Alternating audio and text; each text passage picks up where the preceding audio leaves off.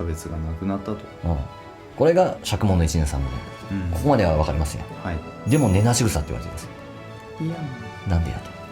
池田、確かに諸法実相の説法は九界即仏界、仏界即九界という生命の真実の世界を開く鍵になった。しかしそれを説いている釈尊が至上昇格のままだと、この諸法実相の説法と大きな矛盾が出てくるのです。なるほど、絶賛根なし草中ですね。我々の活動がこれで終わったら根なし草のチャンネルだったなってことなわけです。うわ、これは大事な転換点ですよ。ここは絶対に通らないといけないですよ。須田、日常生活に追われていると大宇宙の中の自分というスケールで自分を見つめる機会はなかなかありません。小さなことで悩んでいる自分、今日明日のことだけで精一杯の自分と、どうしても狭い枠から出られないものです。池田、だからこそ信仰が必要なのです。虎先生が亡くなる前の年、昭和32年1957年、ソ連が人類初の人工衛星スプートニク1号の打ち上げに成功した。世界中がこの話題で持ちきりだった。この時虎先生は大騒ぎする周囲の人をたしなめて、なんだそんなに騒ぐことではない、ちっちゃな星が一つ増えただけの話じゃないかと笑っておられた。仏法で説く大宇宙から見れば小さな小さな豆粒みたいなものだと。大宇宙をもご自分の庭のように話される先生に仏法の凄さ、先生のスケールの大きさを感じたものです。国と国との争いにせよ、人間は小さなことで大騒ぎするし一喜一憂するものです。その心の小ささが不幸を生んでいる。日蓮大聖人は時代とともに広き心も狭くなり、同心ある人も邪見になると仰せです。狭くなってしまった心を広げるのが仏法であり、光線流布の運動なのです。心を広げる、その究極は一年三千です。我が個人が大宇宙と永遠に一体であることを体得するのです。仏法はそのためにある。そして日蓮大聖人は受領本の発釈憲本がなければ真実の一年三千にはならないと仰せになっている。それはなぜなのか。ここではもう一歩深く発釈憲本について論じていこう。さあ、ここの感想です。なるほどね。なんかもうおっしゃる通りだなっていうのと、ちょっと個人的には宇宙関係の仕事もやってるんで、豆粒扱いされたっていう、ちょっと何とも言えないまあでもそうだよね、そりゃそうだ。自分自身が大宇宙ですからね。そうね、大宇宙も自分の庭のように話せるようになりましょうよって、宇宙関係の仕事をされてるんだったら特に俺の庭で授業するんだっていうぐらいの。ああ、なるほど、そういう捉え方ね。だからちっちゃなことでこうね、秘訣っぽく受け止めるんじゃなくて俺の庭のね、それはあれだからっていう感じに思えばいいんです。なるほどね。その大きな庭に一石投じてやろうじゃないか。楽しみにしてますまずはカフェ。おイエス釈尊の神話一年三千を見よ。遠藤、はい、前回は受領本の発釈憲本の意義について伺いました。釈尊は永遠の法即永遠の仏を主として仏になった。釈尊が主としたのと同じ永遠の法即仏を主とせよと弟子たちに説き明かしたのが発釈憲本である。そこには人間釈尊に帰れ、そして釈尊を仏にした根源に直立せよとの力強いメッセージが込められていた。こうしたお話に目の覚める思いがしました。斉藤、この永遠の法とは南無法蓮華経であり、永遠の仏とは南無法蓮華経如来、すなわち久遠願上の自樹有心のことですね。これなんとなくわかります。永遠の法とは南無法蓮華経であり、永遠の仏とは南無法蓮華経如来。この違いがなんとなくわかるかなっていうところなんですけど。もうなんつうんだろう、法則とそれにのっとったあなたみたいな。しっかり理解してますよ。 OK。80 点ぐらい取れた。仏界そのものでしょ、南無法蓮華経は。それを完全に体得した人間のことですよね、南無法蓮華経如来っていうのは。だってそれを体得するっていうか感じれるのはその生命だけですからね。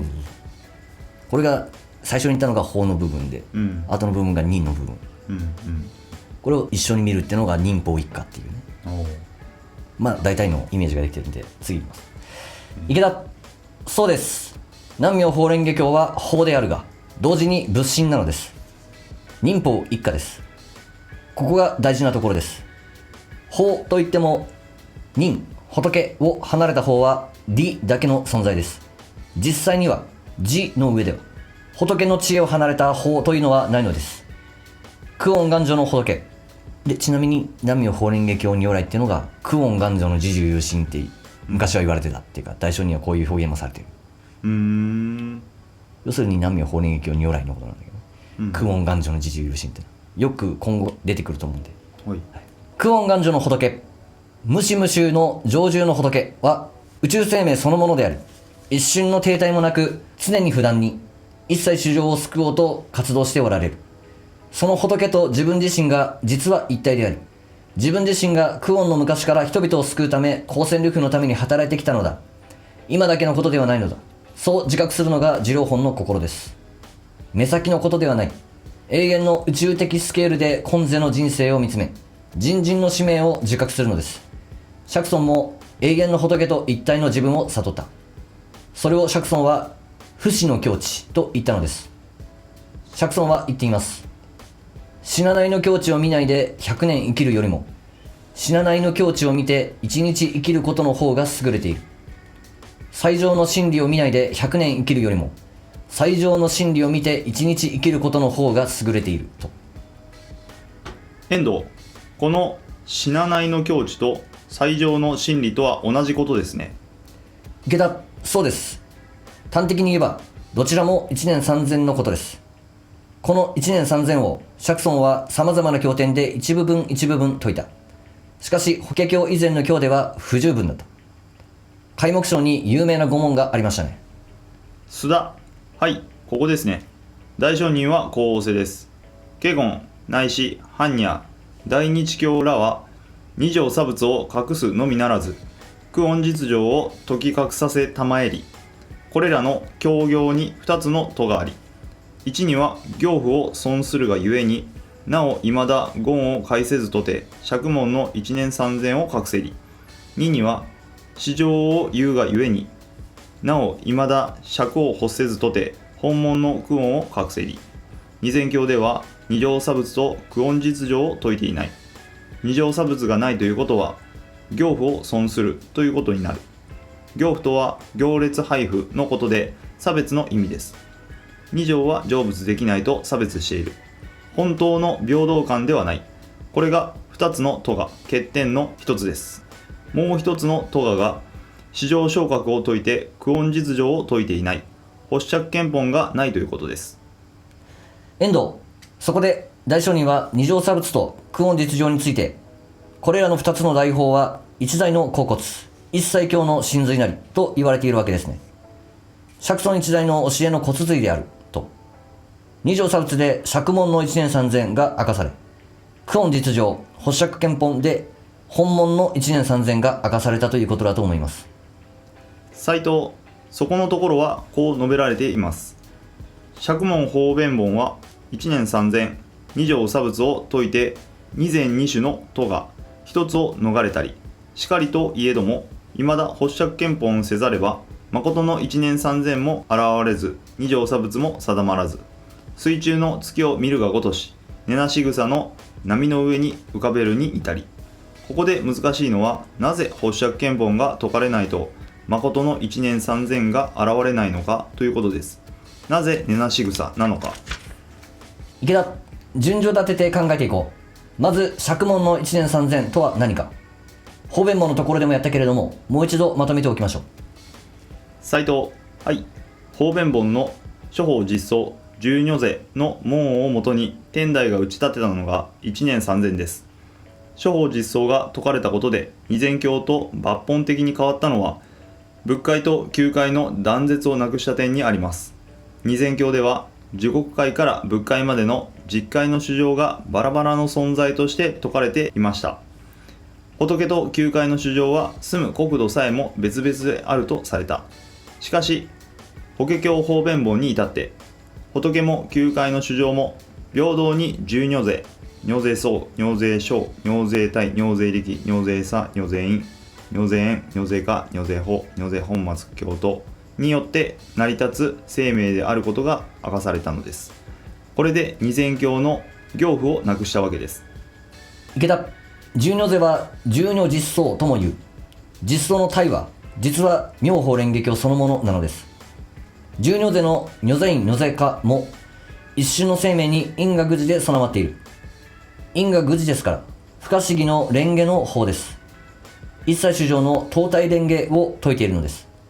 諸法実相の諸法とは実化のことです。宇宙の真羅万法は無限とはいえ、すべて実界の絵章、絵法、小法に含まれる。この実界諸法がすべて実相、すなわち妙法の当体であるというのが諸法実相です。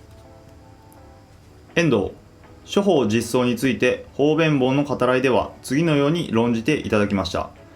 仏の悟りから見た生命の真実の世界は一切が平等であり、主体と客体、自分と他人、心と体、心と物など一切の差異差別を超えている。始めもなければ終わりもない。実界の差別も超えている。広大な広がりを持った永遠の生命の世界であると。池田、そう、無視無臭で活動しやまないダイナミックな宇宙生命の実相を思考しているのです。諸法実相によって実界のどの市場でも平等に成仏できる法が明かされた。これが釈門の1年3000です。こう言語化するとすごく難しく感じるかもしれないけれども、ややこしく感じる、難しく感じるっていうのはあると思うけど、やってきたことなんで、要するに二条の人が楽器会とかを舐めてたり嫌ったりしてても、それは差別だけど、二条の中にも楽器会はあるしとか、一言じゃないよっていうことですよね。そうね。そういうので今1年3000の話ですよね。差別がなくなったと。これが釈門の1年3000、ここまでは分かりますよ。はい。でも根なし草って言われてるんですよ。いやなんでやと。なぜ釈門は根なし草なのか。須田、そう聞くと1年3000はすでに釈門で完璧に出来上がっているようにも思えます。なぜ釈尊自身が発釈憲法をしなければ1年3000は根なし草なのでしょうか。それは釈門では二乗差仏によって九界即仏界が明かされた。しかしまだ仏界即九界の側面が明かされていないということでしょうか。大聖人が1年3000は実界語具よりこと始まれりと言われているように、1年3000の中核は実界語具です。しかし九界即仏界と仏界即九界の両面が明かされないと実界語具にはなりません。至上昇格のままだと凡夫九界の釈尊が19歳で出家して仏道修行して仏になったというのはいわば九界即仏界の側面だけです。そこで仏界即九界を表すために発釈憲本した。遠藤、そうも言えるかもしれませんが、理論上は釈門の諸法実相の説法で一応実界語具は成立しているのではないでしょうか。実界のすべてが妙法の当体として平等であり一体であるということですから、九界に仏界が具しているのはもちろん、仏界にも九界が具しているということになります。九界の市場を成仏させることが眼目ですから、釈門では二乗差仏、つまり九界即仏界が表になっているわけです。ですから理論だけであった仏界即九界を釈尊の体験として事実の上で語り証明したところに発釈憲法の一つの意味があったのではないでしょうか。池田、みんなの意見が分かれるくらい難しい。案外はっきりしてない点です。確かに諸法実相の説法は九界即仏界、仏界即九界という生命の真実の世界を開く鍵になった。しかしそれを説いている釈尊が至上昇格のままだと、この諸法実相の説法と大きな矛盾が出てくるのです。言い換えれば諸法実相の説法は無始無臭の仏の大いなる生命の世界をまっすぐに思考している。釈尊が主とした根源の仏の世界を思考している。つまり久遠の妙法即久遠の仏の世界をほのかに説いたのが方便本の説法なのです。斉藤、ということはそれを説いている釈尊が至上昇格のままでは説かれた法と説いた人が一致しないわけですね。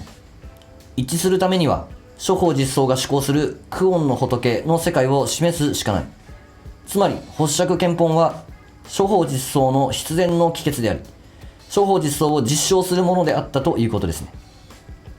池田、だからこそシャリホツは諸法実相の説法を聞いて、直ちにそれが思考している釈尊の本寺を誘ったのです。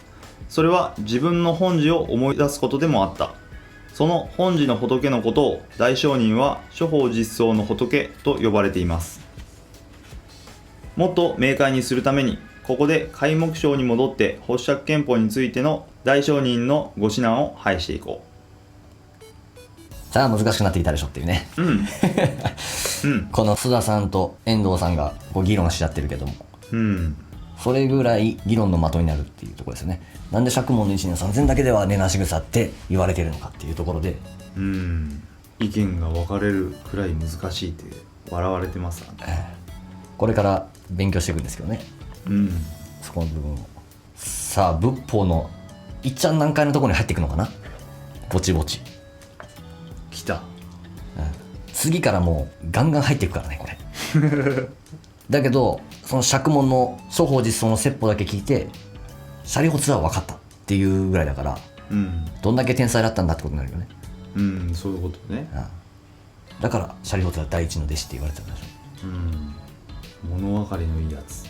物分かりじゃないな。1を知って10を知れるやつですね。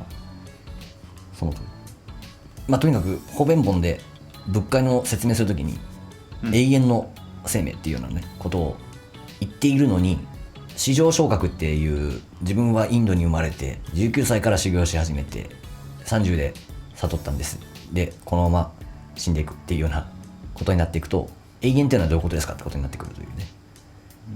そうですね、肉体的制約がある以上はなんか矛盾が生じます。そこで久遠実情っていうことを言わなかったら大きな矛盾を残したまま仏法は終わってしまうっていうところだったっていう話で、この大きな矛盾っていうところがまだピンときてない感じの段階だと思うんで、ここを深掘りしていくんです。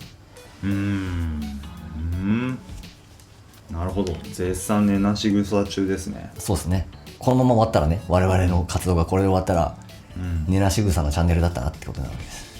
うわ、これは大事な転換点ですよ。ここは絶対に通らないといけないですよ。なんとか頑張って理解していきましょうよ。時間かかると思いますけど、よろしくお願いします。コツコツやっていきましょう。あずめん、おつもと